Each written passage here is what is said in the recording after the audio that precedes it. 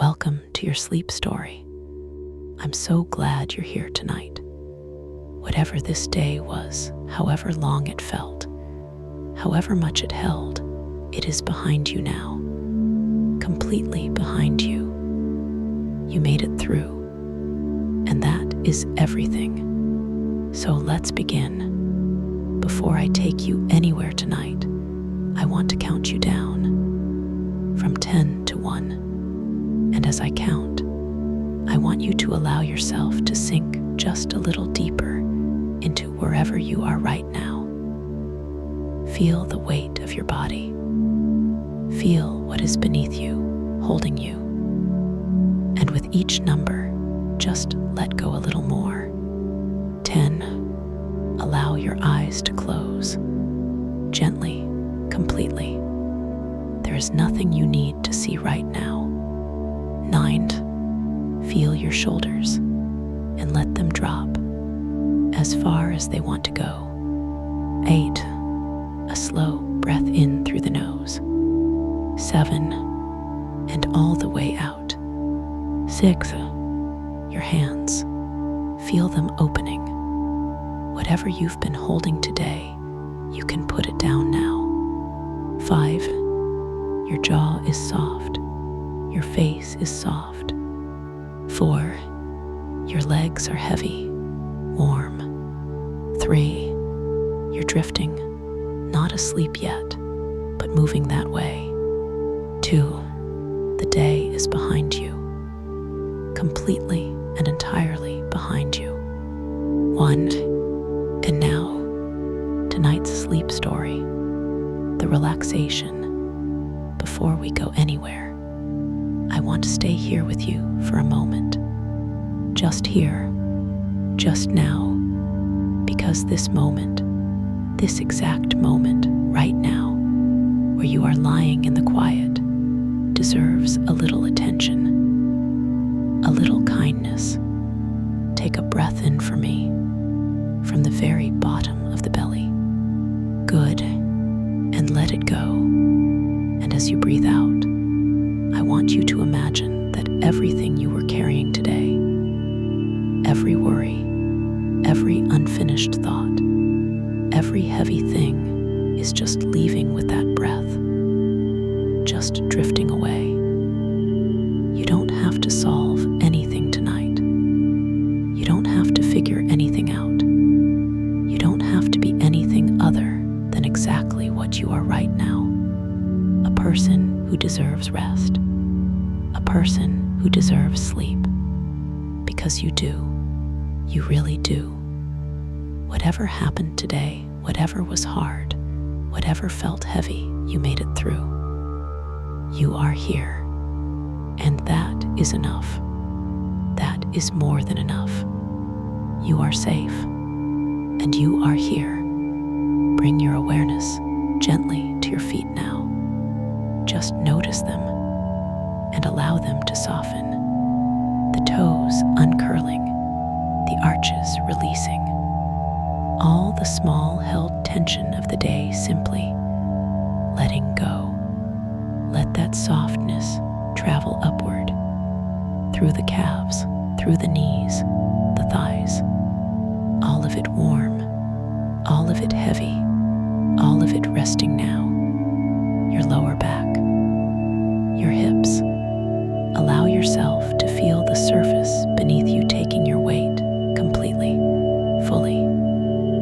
You don't have to hold yourself up anymore. The earth has you. The world has you. The belly soft. The chest soft. The heart beating steadily as it always has, as it always will. Your shoulders dropping, your arms heavy and warm, your hands open and still, the neck long and loose, and your face, let the jaw go. Let the forehead smooth. Let the eyes be completely still behind their lids. There you are, from the top of your head to the tips of your toes, completely soft, completely warm, You've done beautifully. Now, let me take you somewhere the maps cover every surface, and the candles are burning, and the old Mapmaker is bent over his work, and the wind is coming in from the sea at the edge of the world. Come with me. The town. Imagine a town at the edge of the land. Not a great city, a port town, the kind of town that exists because of the sea beyond it. That was built around the departure point, the place where ships left and returned, the place where what was known ended and what was unknown began. An old town, its streets narrow and slightly curved, following the logic of the hillside rather than any plan. The buildings old, stone below, timber above, the combination of materials that tells you the town grew over time. The lower floors built first when stone was available, and the upper floors added later in a different era. The harbor below, ships in it, not the ships of today, the ships of another time. The great sailing ships that moved the world's trade and the world's knowledge before steam and before engines. Their masts tall in the harbor, their rigging complex, their hulls dark with pitch, the smell of the town, salt and pitch, and the particular smell of a port, the fish and the rope and the tar, and beneath all of it the sea. Always the sea, the hill above the harbor, the buildings climbing it, and at the top, a building set slightly apart from the others, a window lit, one window, warm and amber, at the very top of the town, the Mapmaker study.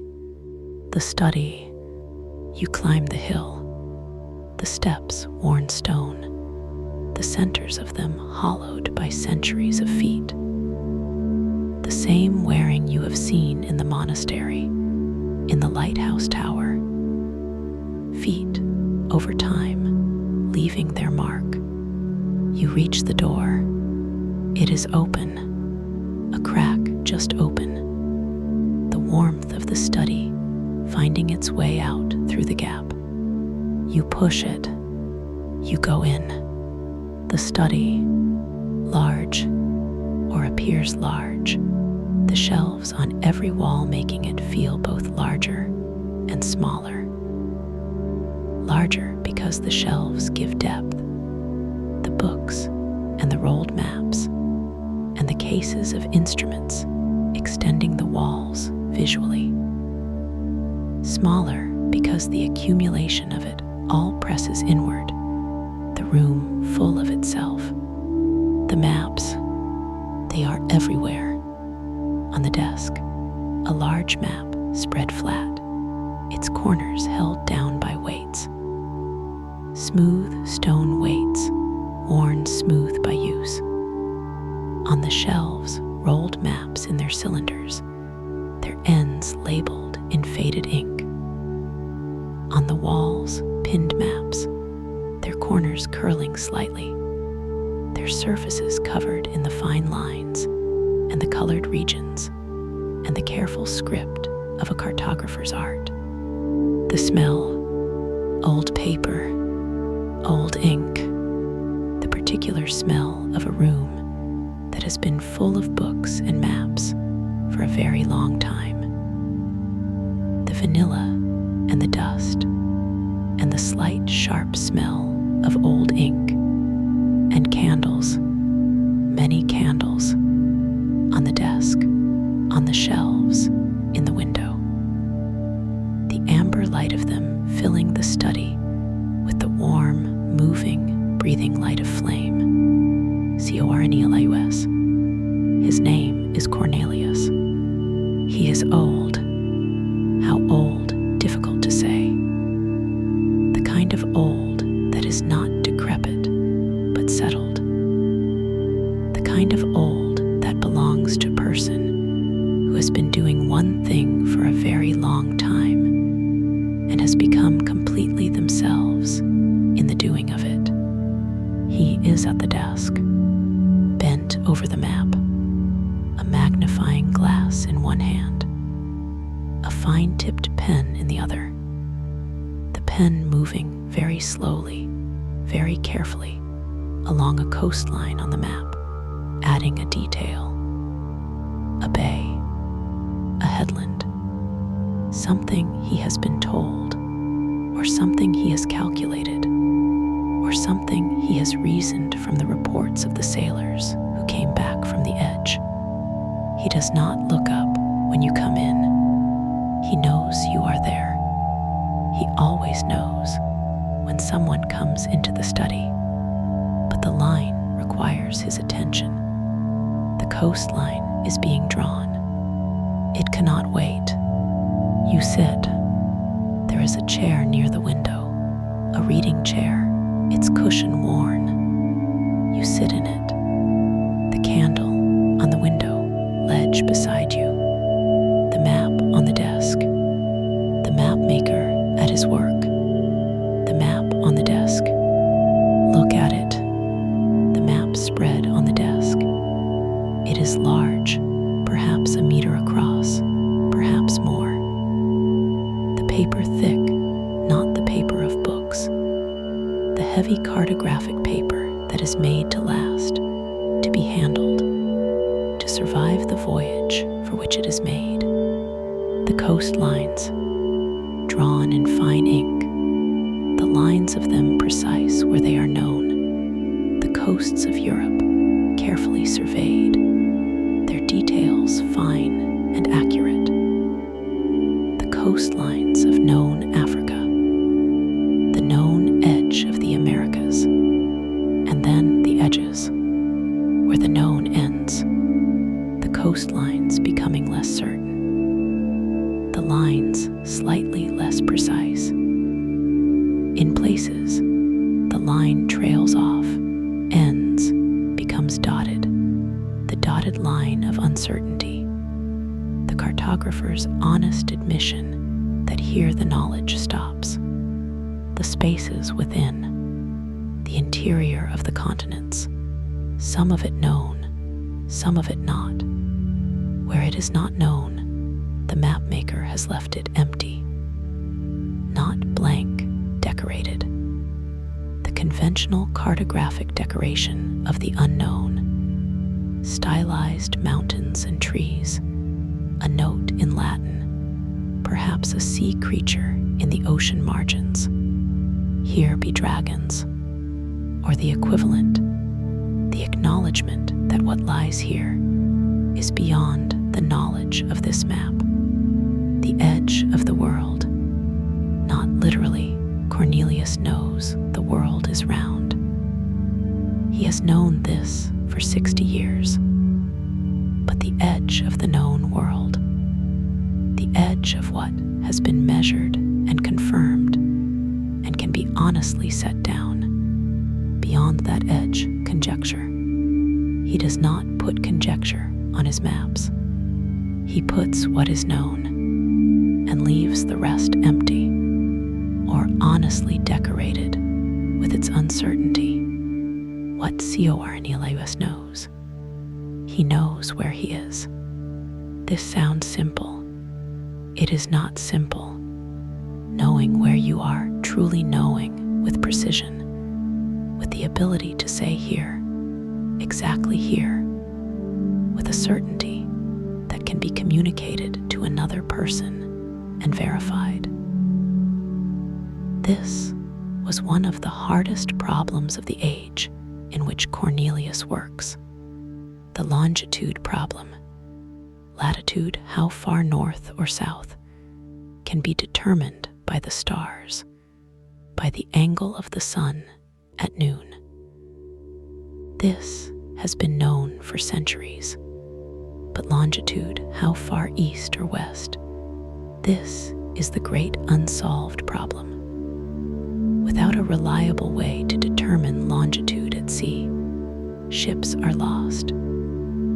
They know how far north or south they are, but not where east to west. Ships run aground. Ships are lost.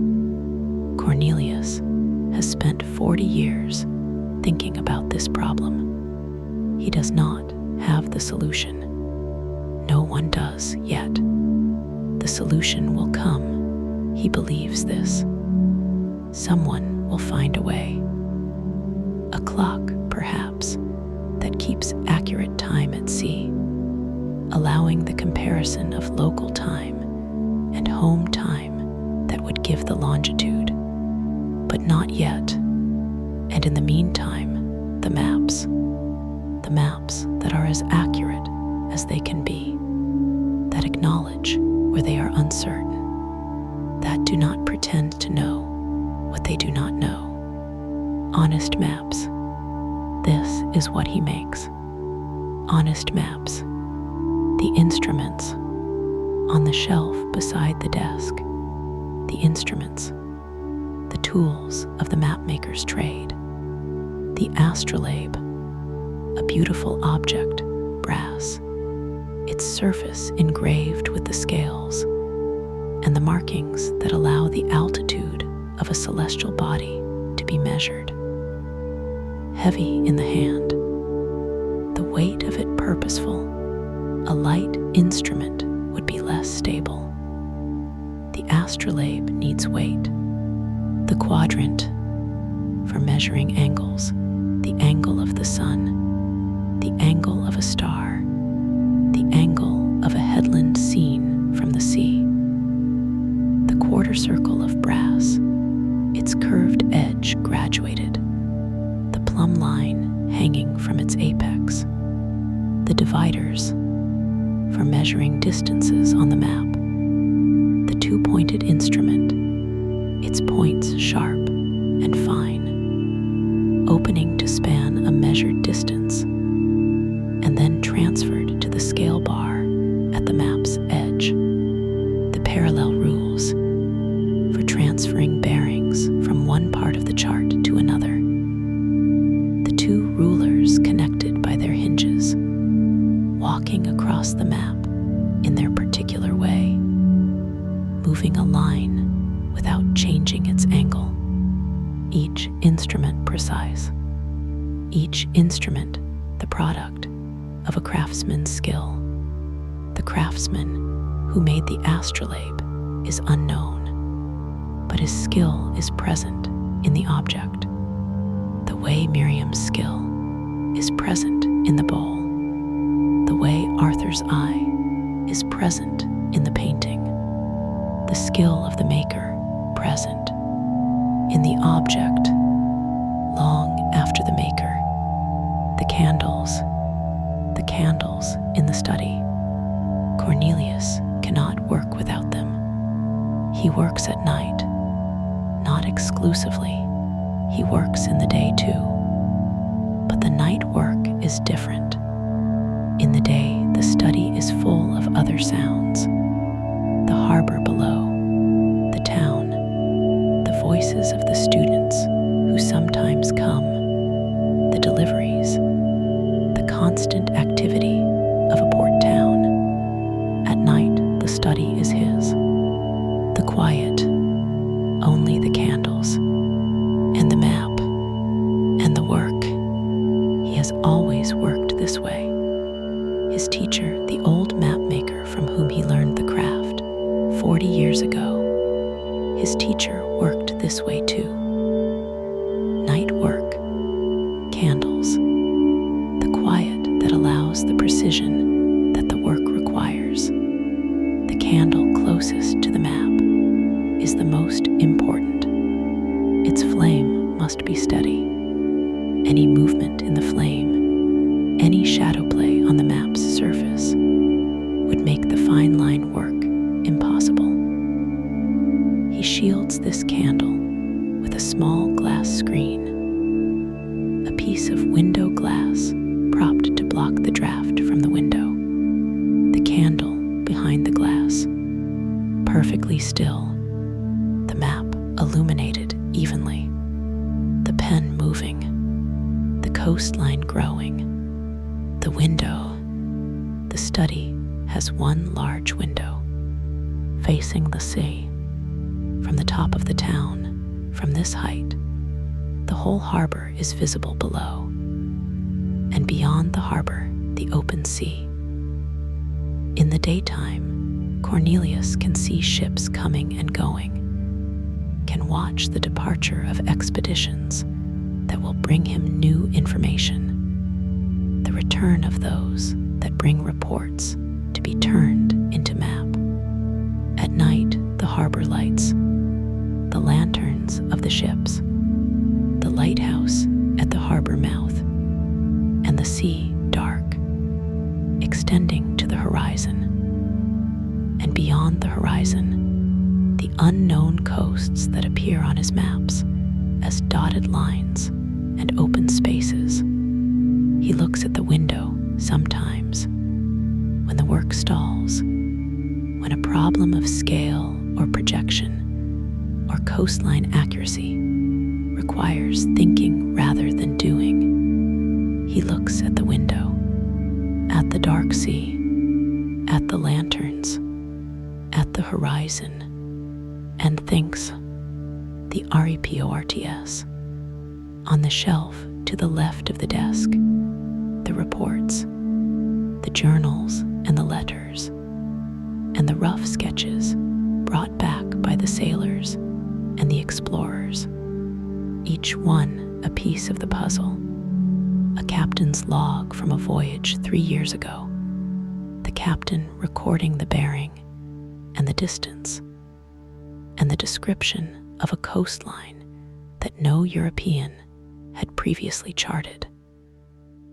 Cornelius has read it many times.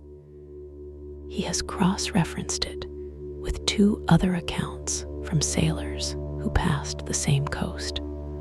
They do not entirely agree. They never entirely agree. One puts the headland 3 leagues further north than another. Cornelius must decide which to believe, or find a way to represent the uncertainty honestly.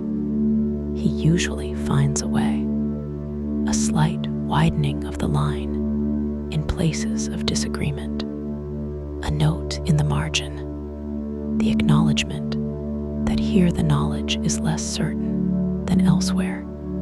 His maps have margins full of notes. Other mapmakers sometimes criticize this. They make their maps look complete, look certain, even where the certainty is not there. Cornelius does not understand this. The whole point of a map is to tell you what you can rely on. A map that pretends to know what it does not know is worse than no map. It will get ships wrecked. It will get people lost. He puts the notes in the margin. He always puts the notes in the margin. The T. Cornelius sets down his pen. He straightens the straightening of a person who has been bent over fine work, and feels the protest of the back and the neck. He makes tea from the small brazier in the corner, not for warmth. The room is warmed by the candles and the fireplace. For hot water, a small pot on the brazier. He fills his cup, not tea as we understand it, or not the same tea, a herbal infusion, the herbs of the time, something warming and slightly bitter, and entirely right for the middle of a working night. He carries the cup to the window. He looks at the sea, the harbor lights, the lanterns of the ships, the darkness beyond. He drinks his tea. He is not thinking about anything in particular, or he is thinking about everything. The map behind him coastline he is drawing, the questions he cannot yet answer, the reports that do not quite agree. He looks at the sea and drinks his tea and lets the thinking happen the way thinking happens when you stop directing it. He will go back to the desk in a few minutes. The answer to the question of the northern headland may come to him, or it may not. Either way, the map is there, waiting. The globe in the corner of the study, a globe. On its wooden stand, the globe of the world as Cornelius understands it, painted by his own hand, the painting of it a work of years, the colors of it faded now from the decades of candlelight, the blue of the oceans, the brown and green of the lands, the white of the polar regions, some of the lands known, some guessed, the southern continent, which Cornelius believes must exist for reasons of symmetry and of the world's balance, the unknown southern land. He has painted it on the globe where he thinks it must be, not where he knows it to be, where his reasoning places it. He has written on the globe at the southern region, Terra Australis Incognita, the unknown southern land. He does not know if it is there. He believes it is. The globe holds his knowledge and his belief together. This is appropriate. A globe should hold both what is known and what is honestly theorized. He runs his hand over it sometimes, the curve of it under his fingers, the whole world miniaturized in this room, known and unknown, both here, both his, growing still. Cornelius is back at his desk. The pen is moving again, the coastline growing, the candles burning. The sea is outside the window, dark and vast and full of the coasts that have not yet been charted, that he will spend the rest of his life charting, from the reports and the journals and the rough sketches of the sailors. The world is large. He knows this better than almost anyone. He has been measuring it for 40 years, and it is still larger than the measurements, always larger. The known world, always smaller than the world. If thoughts are arriving, and they probably are, because that is what minds do, they are not staying long. They come, you notice them. They go, like the ships leaving the harbor, present, and then past the headland, and then the sea. You don't need to hold any of them. Just the study, just the candles, just the map on the desk, with its known coastlines and its dotted lines of uncertainty. Peace lives in the study, in the honest maps and the instruments and Cornelius's 40 years of faithful, careful, truthful work. Tonight it is yours. Good night. You are doing so beautifully. The day is done. You came to the study tonight. You climbed the hill. You sat in the chair by the window.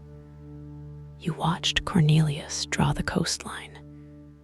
You looked at the globe with its unknown southern land. You held the teacup and looked at the sea.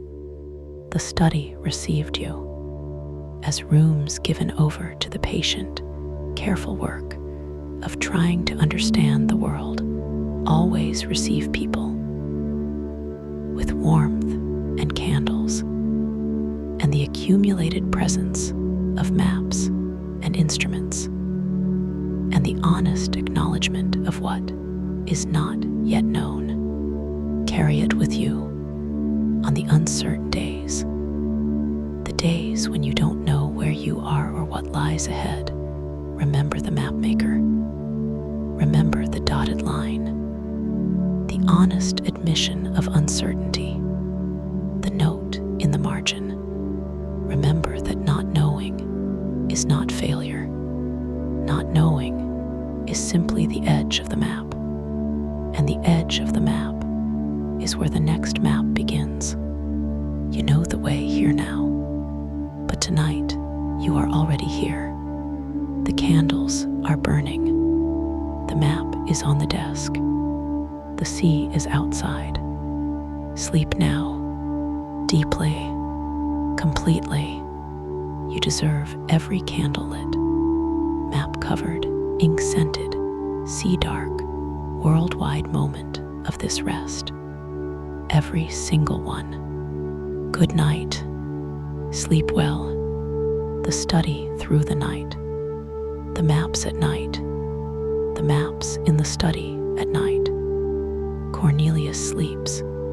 Finally, in the deep hours, the work put down, the candles on the desk extinguished. The maps remain on the desk, on the shelves, on the walls.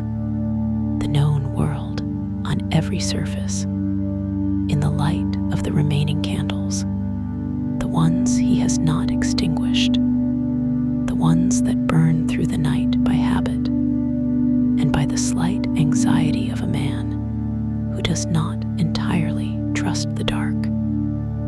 The maps are visible, their coastlines, their dotted lines, the places where the knowledge stops, the sea monsters in the margins, all of it present in the candlelight, the world as it is known, and the world as it is not yet known, both on the walls, both real.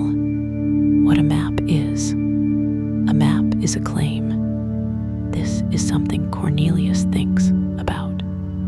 A claim about the world, that the world is like this, that this coastline runs this way, that this distance is this many leagues. A claim that can be wrong, that is often wrong in the early stages of the knowledge, and refined. This is the process. The first maps are rough, the coastlines approximate, the distances guessed, and then the refinements come.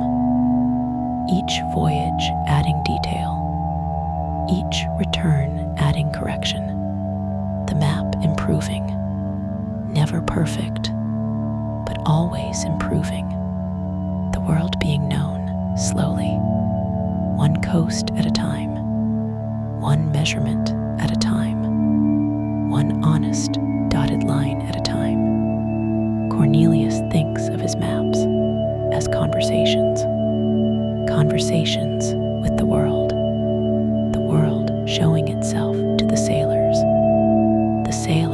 bringing the reports, Cornelius turning the reports into lines on paper, the lines being questioned, being revised, being refined, the conversation ongoing, never finished, but always moving towards something. The sailors who brought the reports, they are in the reports, not as characters, not described in any personal way, but present. The captain who wrote that the headland bore northwest at such a distance, and the water depth was such, and the current ran thus. He is in that report. His specific experience of that specific place on that specific day, his life at sea, his knowledge given to Cornelius, trusting Cornelius to make it into something that will outlast both of them. The sailor who sketched the coastline in his rough journal, who was not a trained cartographer, who did his best with a quill, and the ship moving under him, and the light uncertain. His sketch is in the pile on Cornelius's shelf, imperfect, but containing something true, something that Cornelius can work with, can refine, can place in relation to the other reports.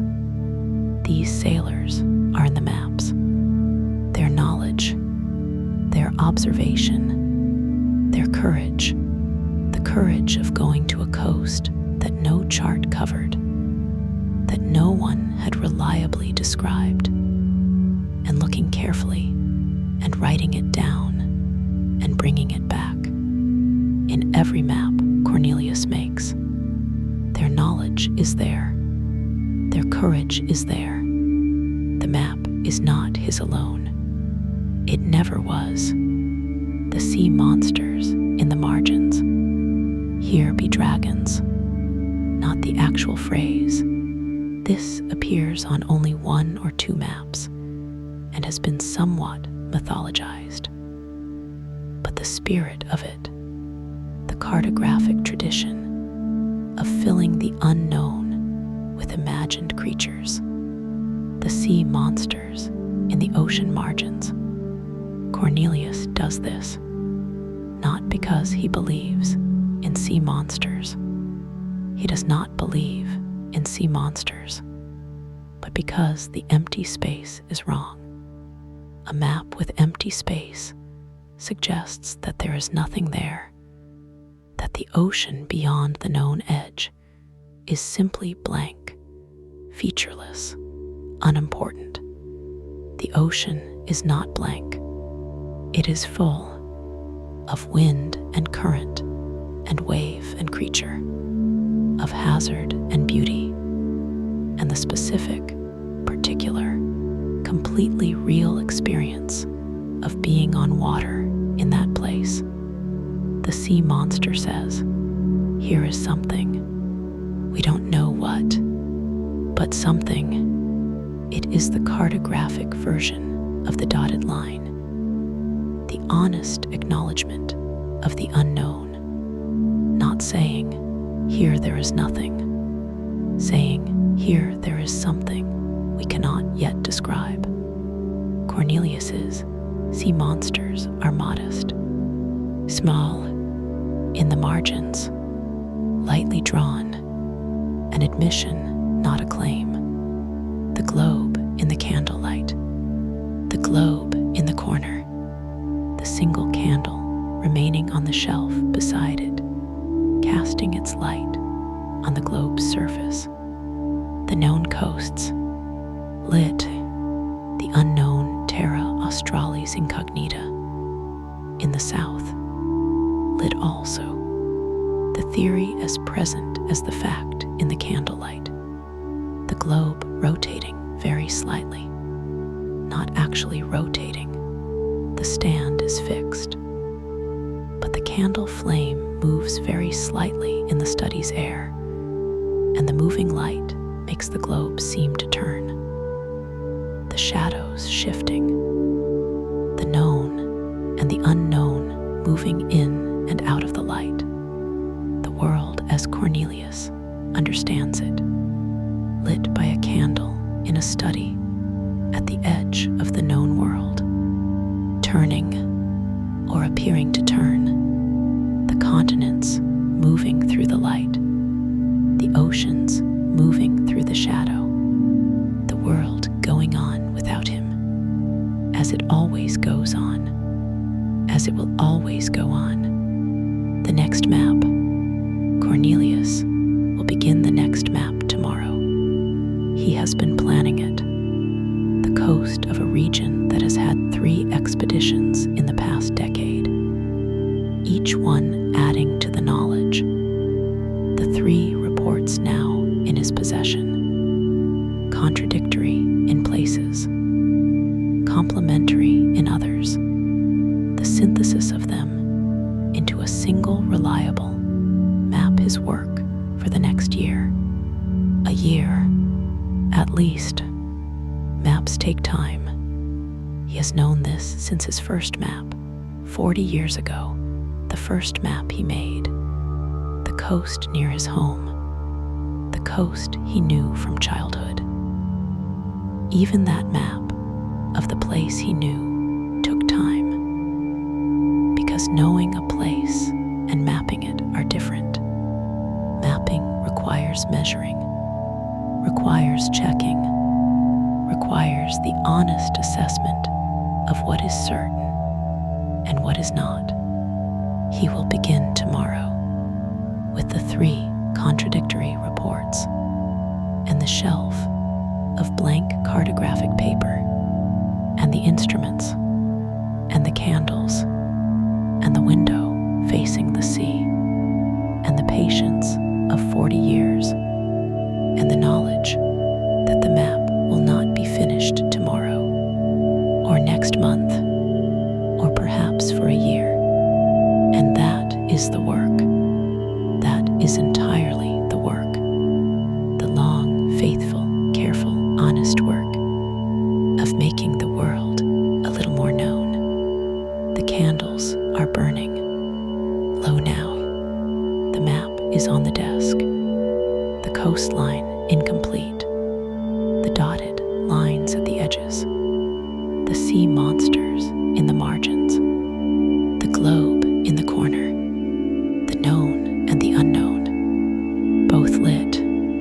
Cornelius is asleep. The pen on the desk. The magnifying glass beside it. The instruments on the shelf. The reports in their pile.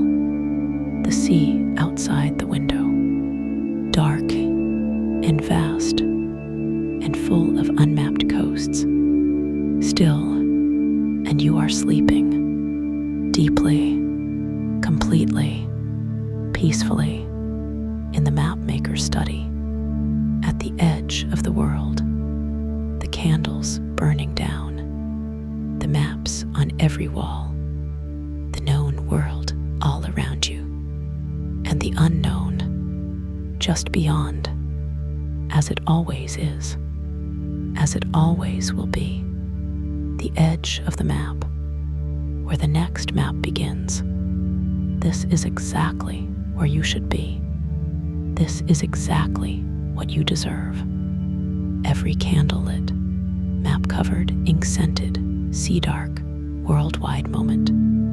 Every single one. You are safe. You are held. You are at peace. Good night, dear friend. Sleep well. Sleep deeply. Good night.